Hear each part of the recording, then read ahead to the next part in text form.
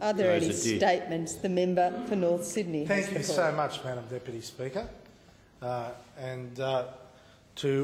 all of my colleagues in this place, I'd say to you, Madam Deputy Speaker, that there are many colleagues that have been claiming to have in their electorates a close association with Mary of the Cross. And that is because Mary belongs to no single part of Australia but to all Australians.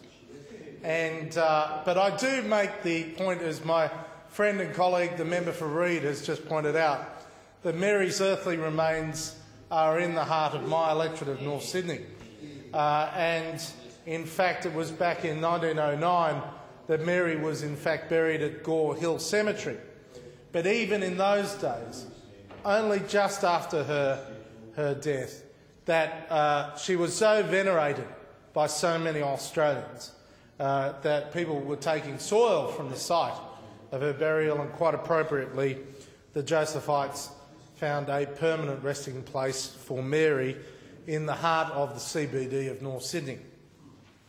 Madam Deputy Speaker, the canonisation of Mary MacKillop was watched by hundreds of thousands of Australians, if not millions. And apart from the 10,000 proud and happily boisterous people in Vatican Square, in St Peter's Square, as part of a crowd of 50,000, there were Australians all over the nation visiting places happily celebrating the canonisation of Mary, our first saint. And I think the Pope's smile that emerged during the course of the canonisation in reaction to the boisterous support of the Australian people in the crowd would have brought a smile to the face of Mary herself, because we are immensely proud to have our first homegrown saint. And so many of my colleagues have outlined the history of Mary, who was born in Melbourne in 1842 and in 1866 opened the first St Joseph's School in Penola in South Australia, and in 1867 took her vows to become Sister Mary of the Cross. Within just 3 years, Mary had established 21 schools with 72 sisters. She established refuges for women coming out of prison. She established facilities, support facilities for the aged and orphans.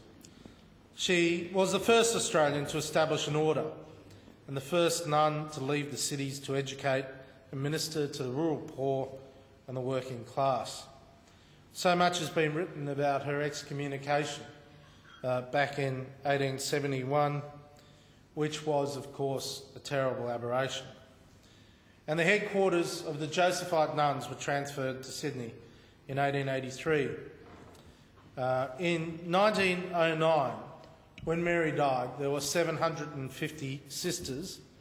There were institutes and houses that sheltered over 1,000 people who were poor or in need. There were 117 schools attended by over 12,000 pupils. Now, Mary's motto was, never see a need without doing something about it. I was very honoured to be invited to speak at a dinner at Town Hall with the Prime Minister during the course of the election campaign to raise funds to support Josephite nuns travelling to Rome for the canonisation. And it was on that day that I reflected on my own engagement with the Josephite nuns. Now, written in Latin above one of the doors of St Paul's Cathedral is written, "If you are looking for a monument, look around you." And the great monument of Mary is the contribution of the Josephites for all that time since she founded the order back effectively in 1866 when she opened St Joseph's School in Penola.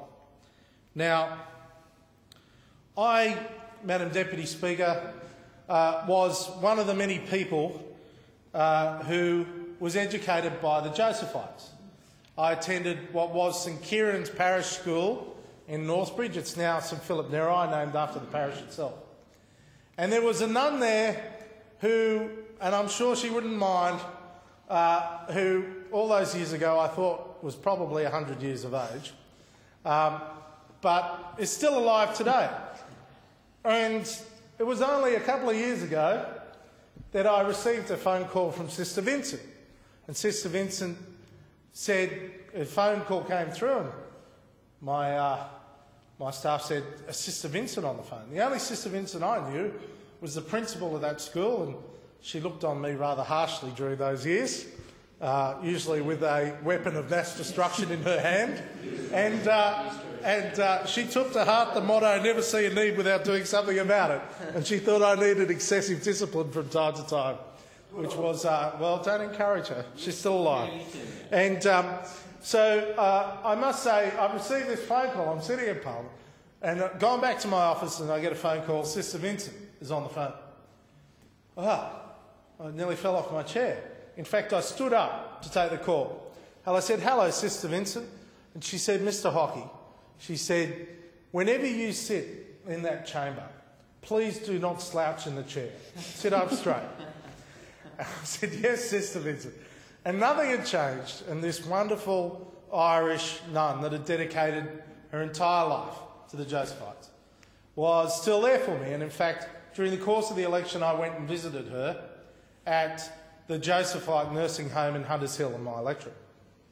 And I met so many other magnificent women who have dedicated their lives to the contribution to God, and most significantly as well, the contribution to the Josephites. Now, it's fantastic.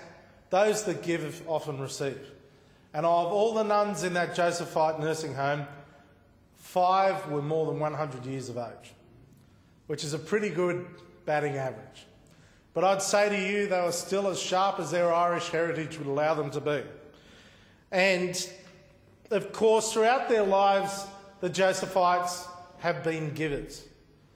They not only have educated tens of thousands of people, not only have they influenced the lives of so many families through that education process, but what has most impressed me is that the Josephite nuns have set up refuges for women that have been the victims of domestic violence, that have nowhere to go with their children at the darkest possible conceivable moment in a human being's life, when a man in the house is wreaking physical havoc upon a woman. And the Josephites were there. They not only provided that service in Australia, they've provided, and they continue to provide, essential services to help families and young children in New Zealand, in East Timor, in Ireland, Peru and Brazil. In the past, they've worked in countries like Papua New Guinea, Uganda, Cambodia, Thailand, Tanzania and China. And in fact, my own sister, who lived in Senegal in West Africa for some period of time, also had an engagement with the Josephites. Today, the work continues in a whole range of programs, like the No Interest Loan Scheme, drug and alcohol programs, cancer support and family services. And just 3 examples of the work of the Josephites. St Anthony's Family Care in Croydon, which I think might be in the member for Reed's electorate, provides services to families of Sudanese refugees, respite care and support for families with disabled children and a child care centre.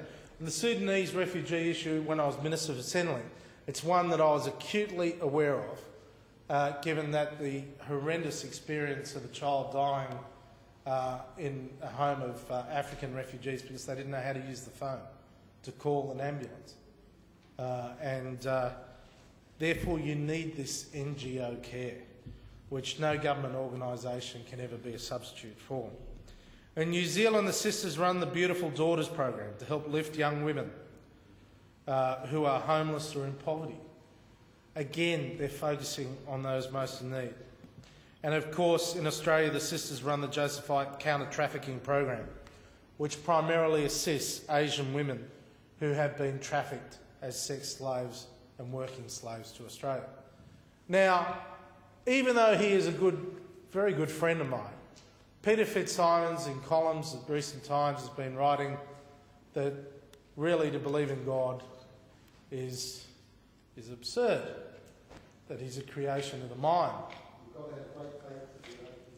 Well, I would say to my mate Fitzy, and I would say to all those that are atheists, do not be threatened by people who have faith. And I gave a speech along these lines not long ago in defence of God, and I stand by everything that I say in that regard. But what I do say, Madam Deputy Speaker, is that Josephites encapsulate what it means to be compassionate. And whether it is a Catholic God or a Muslim God or a Jewish God, our God is compassion and preaches compassion. And therefore, I would say that the embodiment of the Josephites and the legacy of Mary is the fact that compassion exists on a daily basis, particularly for those most vulnerable. That is Mary's great legacy. That is the great contribution of Mary of the Cross. Her canonisation is merely a step along the path. Her great legacy will be the ongoing contribution of the Josephites in Australia and in other parts of the world. And I say to you, Madam Deputy Speaker, that the recognition of Mary in this Parliament and the recognition by the Pope and the Church of Rome of Mary and of people around the world of Mary is really a recognition of the contribution of those that have followed her as much as it is recognition of her own life. And a thank you to all of them for what they have done, and particularly what they are going to do for the poorest people, the most vulnerable people, for many, many years into the future. Thank the member.